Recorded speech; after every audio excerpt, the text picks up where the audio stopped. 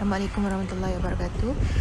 Nama saya Nurul Atika Mtinasir, nombor matrik A171563 PBJJ Bangi. Okay, tajuk refleksi saya ialah apakah yang anda akan lakukan sebagai seorang rakyat yang bertanggungjawab. Okay, tugas yang pertama sebagai seorang rakyat ialah taat setia kepada raja dan negara. Okey, sebagai rakyat perlulah menumpukan taat setia yang tidak berbelah bahagi kepada raja dan juga negara. Okey, sejarah telah membuktikan bahawa rakyat yang tidak taat setia akan mengakibatkan kedaulatan negara akan tergadai.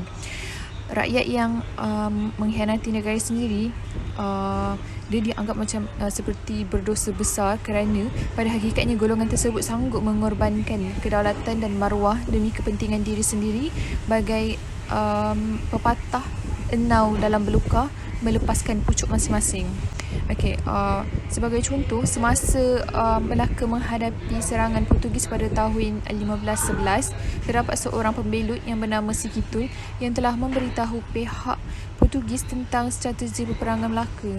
Jadi akibatnya pihak Portugis ini dia berjaya menjajah Melaka. Okey, bayangkanlah sekiranya rakyat seperti kita tu, Sikitul tu masih berada di dalam negara kita ni, apa yang akan terjadi? So tentulah anasi-anasi negatif akan mempengaruhi minda generasi muda, seterusnya mengundang campur tangan kuasa lain. Oleh yang demikian tu, rakyat perlulah taat setia kepada raja dan negara. Okay. Antara tindakan yang mencerminkan ketaatan termasuklah sanggup mempertahankan negara apabila diserang musuh, tidak memunculkan rahsia kepada pihak luar, dan yang paling simple sekali pun, berdiri tegak semasa menyanyikan lagu kebangsaan kita dan lain-lain. Jadi jelaslah bahawa taat setia rakyat yang tidak berbelah bahagi akan dapat menjamin kesejahteraan negara. Okey, poin kedua sebagai seorang rakyat yang bertanggungjawab ialah mempunyai semangat cinta akan negara. Okey, yang pertama ialah memahami konsep dan prinsip sebenar rukun negara. Okay, rukun negara ini dibentuk sebagai langkah untuk menyemarakkan semangat patriotisme serta menunjukkan kesatuan dalam kalangan rakyat yang berbilang kaum di Malaysia.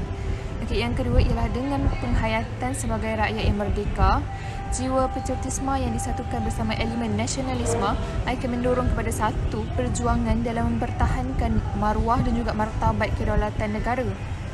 Okey, yang ketiga ialah semangat patriotisme juga menuntut kita agar patuh dan taat kepada pemimpin yang adil dan berpegang teguh kepada agama secara menyeluruh. Dan akhir sekali ialah kurangnya semangat patriotisme dalam kalangan rakyat akan membawa kepada kegoyahan dalam perpaduan rakyat.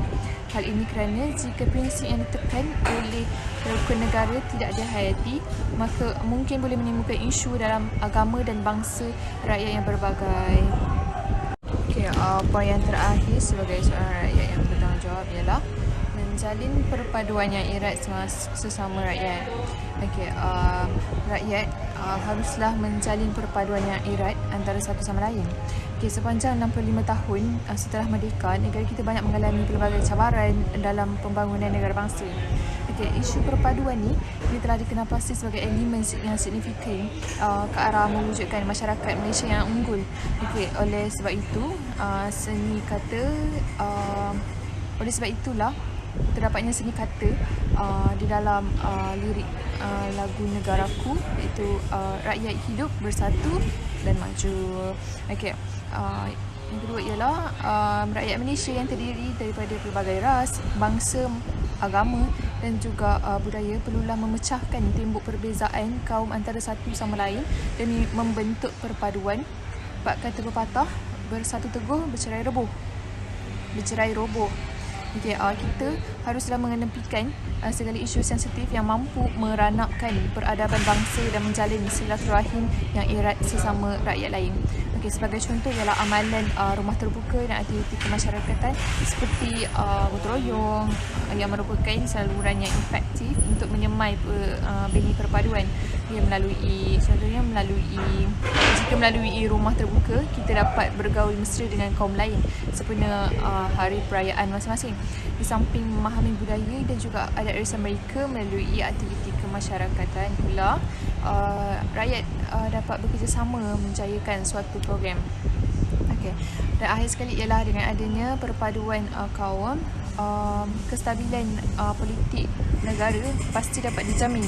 Seterusnya dapat menjana kesejahteraan dalam negara.